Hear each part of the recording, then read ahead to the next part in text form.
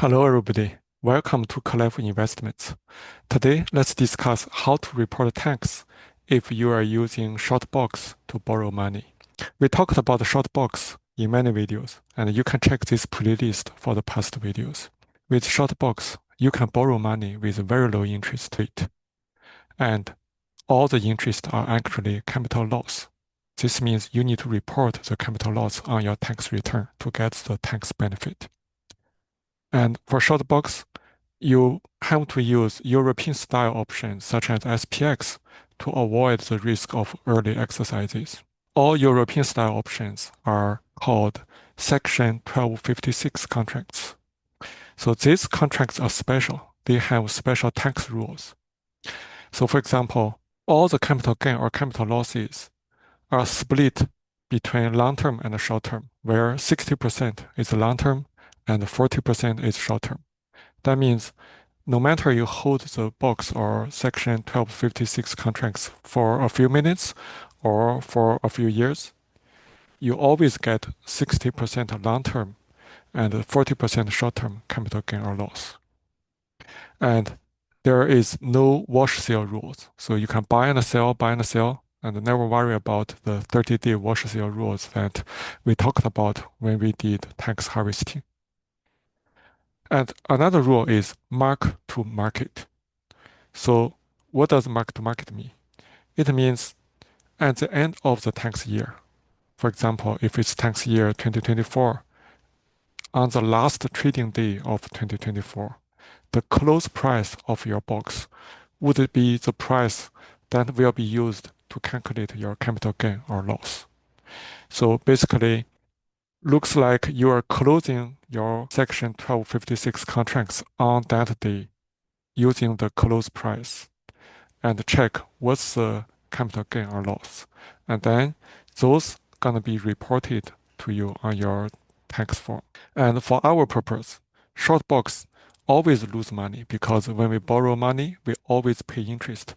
So Shortbox only has capital loss.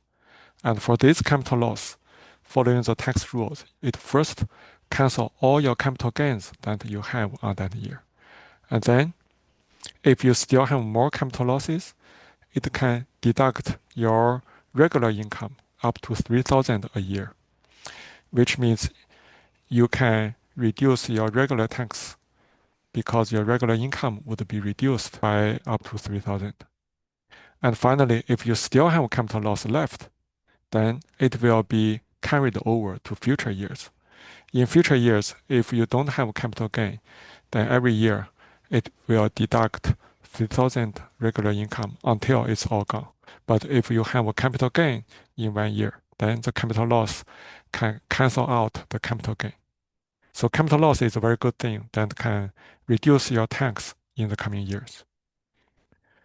Okay, so let's look at how do you report Section 1256 contracts on your tax return. So this in general is very simple. So I'm showing you tax form I got from Interactive Brokers last year.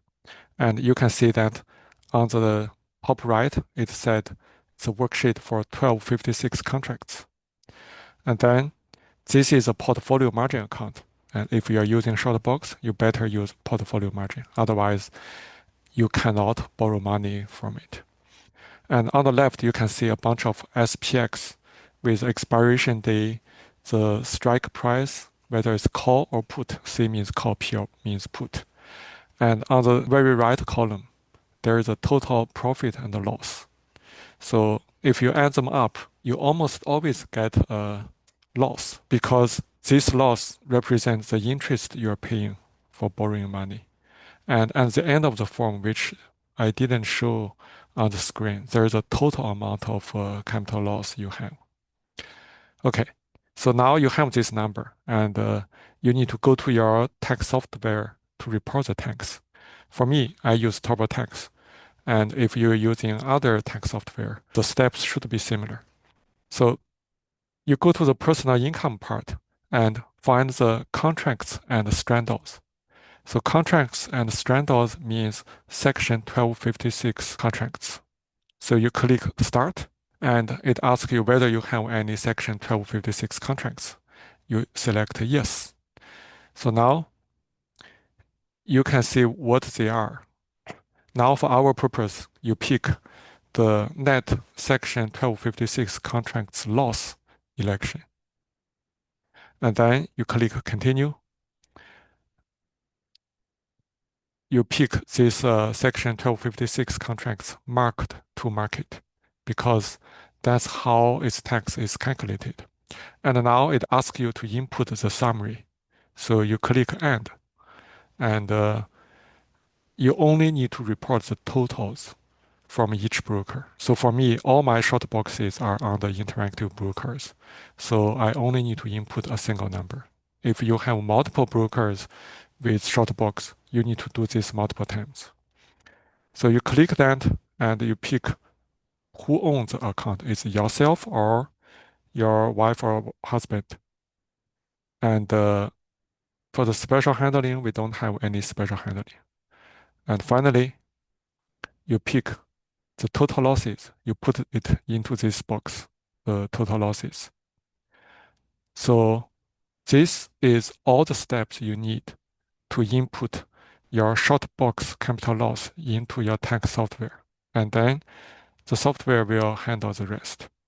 So because you don't need to consider wash sale and you don't need to care about short term or long term, it's relatively a simple process for reporting its tax. Okay, that's all for today. Thank you.